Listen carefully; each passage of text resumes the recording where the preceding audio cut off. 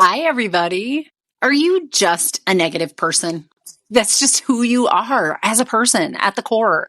Like you always see the glass half empty. And man, those positive people, you'd like to pop them in the face because you're kind of done with the whole positivity all the time. If this is you or if this is somebody in your life, you might want to keep listening. Welcome.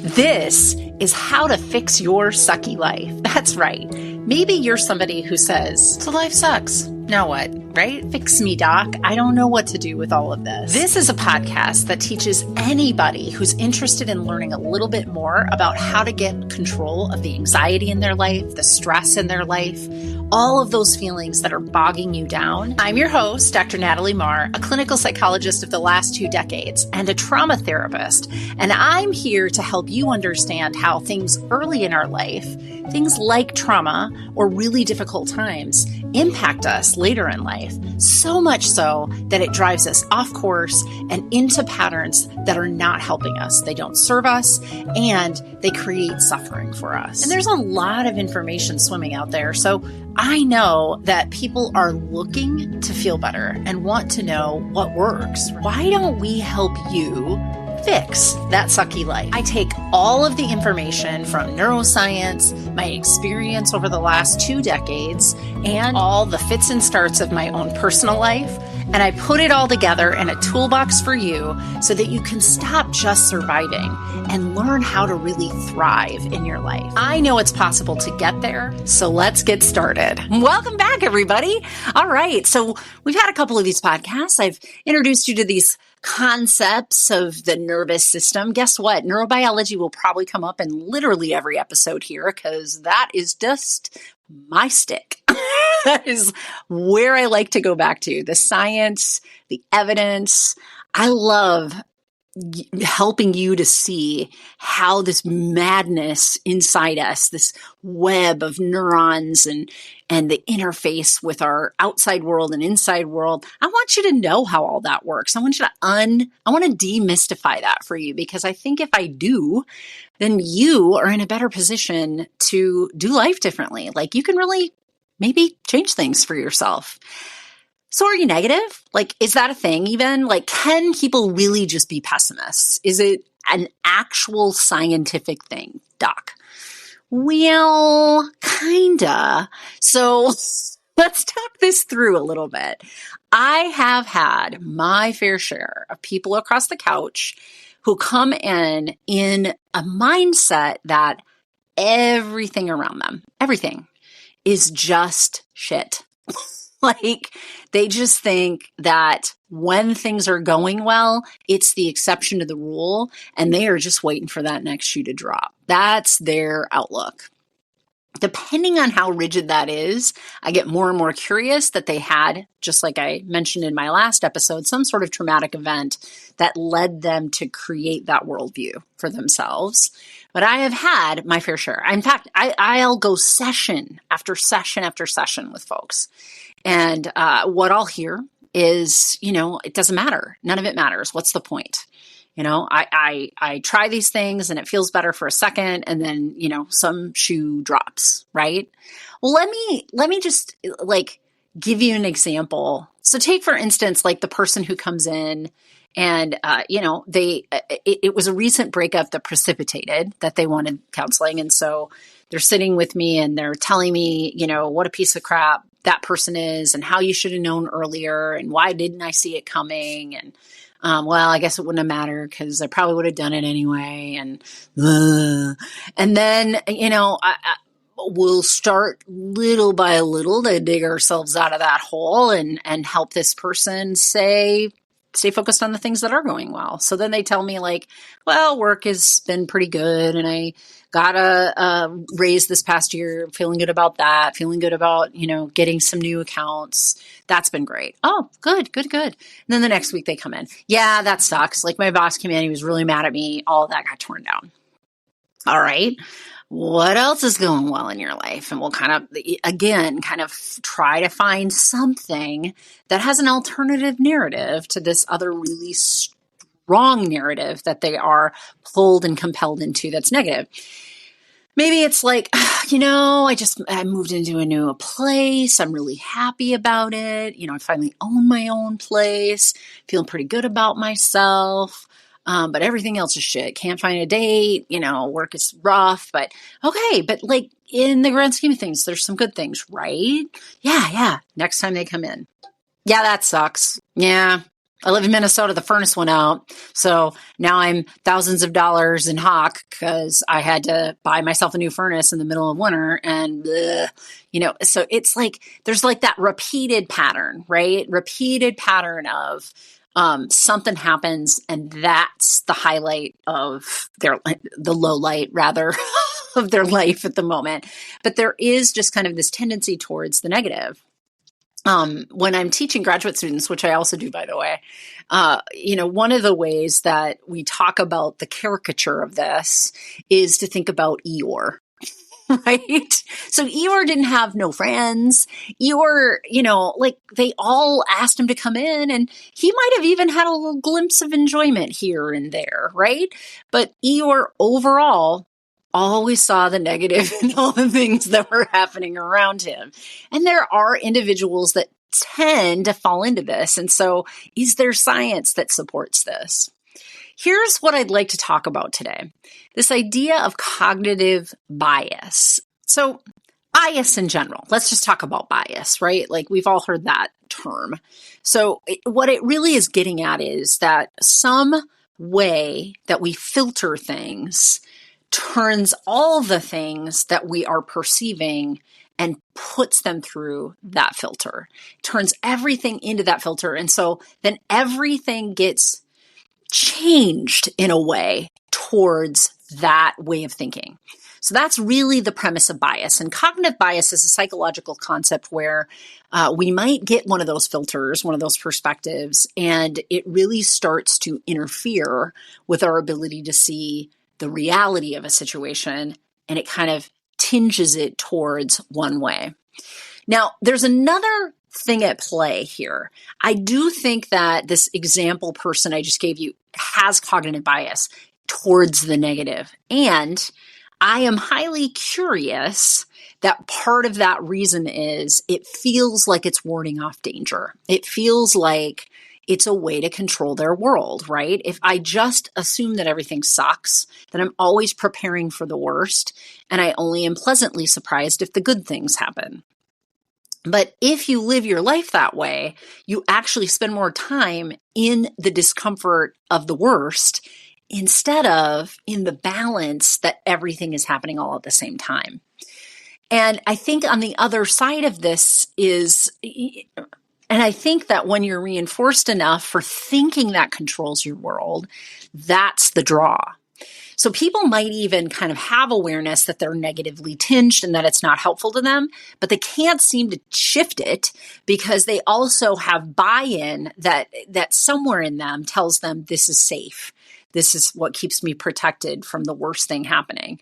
It's so ironic that it actually just keeps them in the worst thing happening, because if you're thinking about it, it's happening, even if it's not happening out here, right? Here's the weird thing about the brain. If the brain is watching something, even if it's not happening to them, you're watching a movie and you see the horror flick, what happens? Jump scares, right? Like it pulls you in. Your nervous system is living through that experience, whether it's actually happening to you or not. And even the case scenarios in our head, even the worrying in our head or ruminating, which is like turning a thought around over and over and over again, all of that is being experienced by your physical body, right? That's a lot of negativity. And if you start to do that, part of what cognitive bias does is it reinforces itself. So now, man, if I spend, I'm up for 18 hours a day and I spent 16 of those hours thinking in a negative way, then my cognitive bias tells me, holy crud, like 90% of the time you're thinking that things are negative. And it's a, self-fulfilling prophecy. Let me give you an example of this. If you're not driving, why don't you take a look around your room? And as you're looking around the room, I just want you to notice and kind of make a mental note of 5 different things that are the color blue.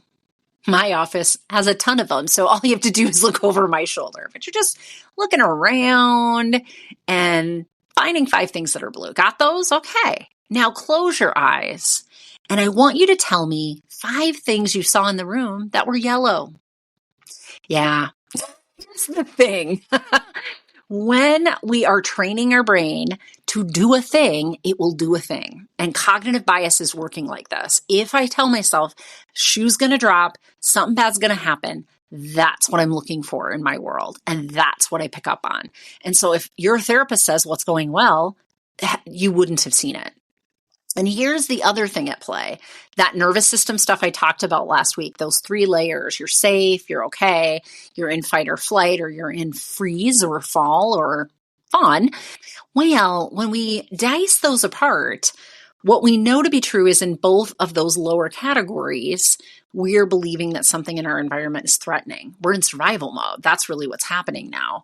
That alarm is going off that something bad is happening. And part of why negative thinking gets so addictive for folks, and that's really what I would call it, is because our nervous system is interpreting that we're protecting ourselves, that we're on high alert and need to be on high alert. And shutting that off is necessary for us to see the broader perspective or think in a different way. Man, if our body thinks there's a bear, we can't just calm down, right? I just had this happen to me not very long ago where I was in the middle of my day and I looked down at a text and it was from somebody in the first, you know how you see like the first few lines. What it said set my alarm system off. Like, set it off. Like I thought, oh my God, I forgot to blah, blah, blah, blah, blah. And I was like ready for panic.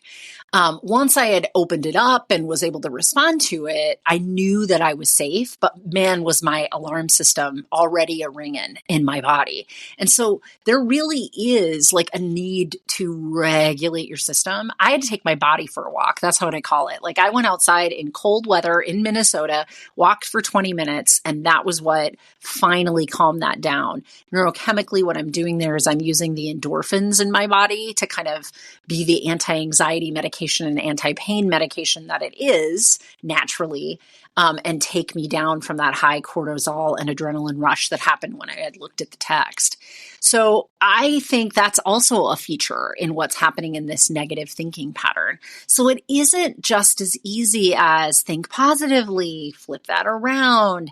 In fact, what I'd tell you is the science really supports that if we feel a way first, if we believe that it's going to feel better, or if we believe it's going to feel worse, that changes our thinking way faster than our thinking changes how we feel about something. If I tell myself, don't be scared, and my heart is racing, good luck. That's not going to actually cancel that out.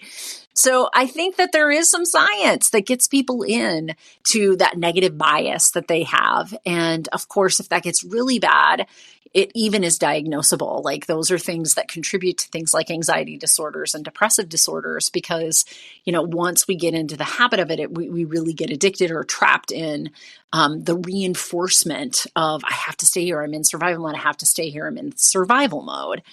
And turning the mind away from that is a hard thing to do. But I won't leave you with this in this podcast with just doom and gloom.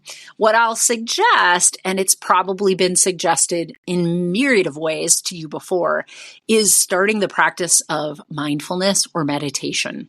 And the reason for this is it actually builds muscle in your brain, builds neural pathways in your brain for focusing your mind elsewhere, even when you're activated in that limbic system, which is really what's happening. The top part, it's a top-down process, obviously. The autonomic nervous system kind of moves all about your vagal nerve, which goes into your gut. It goes into all of our organs, you know, to get us running and fighting and doing all the things.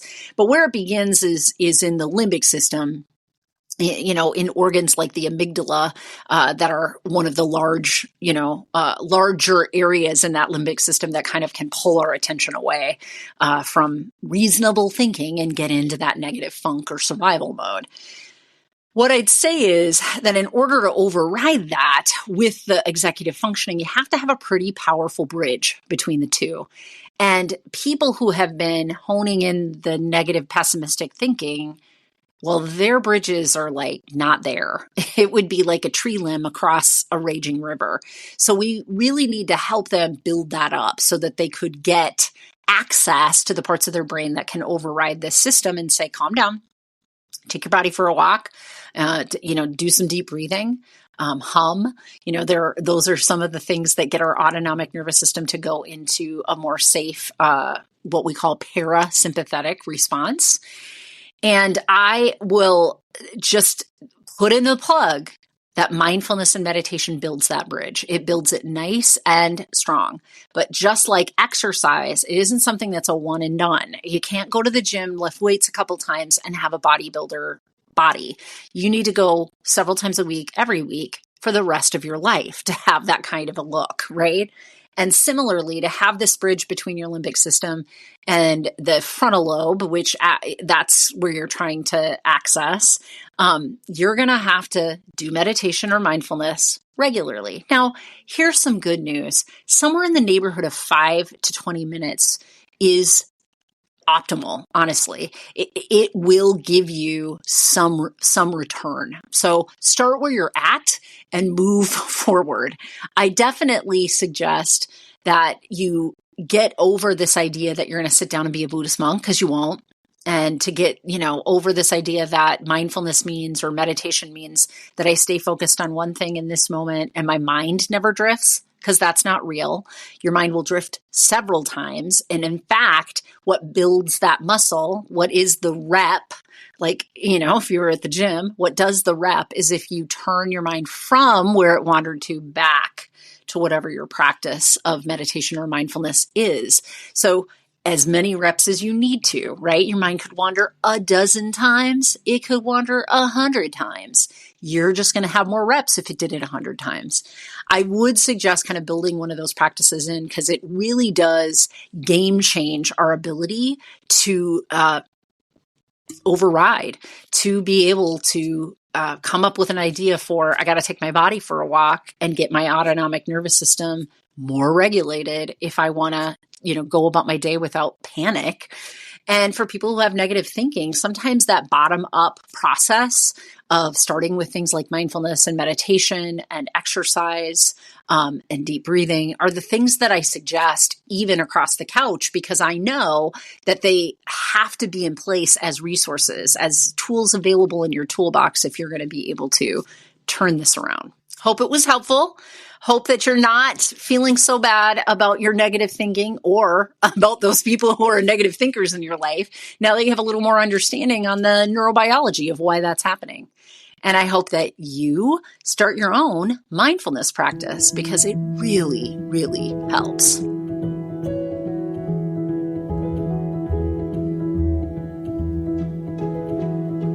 Because I am a licensed clinical psychologist in the state of Minnesota, I need to be sure that you understand this podcast is for educational and entertainment purposes only, and it is not a replacement for any mental health or medical therapy, counseling, or other treatments. I also want to be sure that if you are in crisis, that you seek out help. So I'm going to share with you here 2 different resources that you might use for yourself or someone else you know that's close to you in crisis. The first is the National Suicide Prevention Lifeline. You can find them at suicidepreventionlifeline.org online, or pick up the phone and dial 988. And you can talk to somebody right away if you're in crisis. Now, if you're somebody who doesn't like to pick up the phone to talk to somebody directly, there is also a crisis text line. You can find them at crisistextline.org online, or you can text HOME to 741 741, and you'll reach somebody right away to help you in crisis. Thank you so much for listening to the podcast, and I strongly encourage that you like and follow us wherever you find your podcasts. Share us if you like an episode and think somebody could use that information, and certainly leave a review if you feel like there's something that really resonated for you. It helps me when I see those reviews to make sure to have relevant material on the podcast that you want to hear about.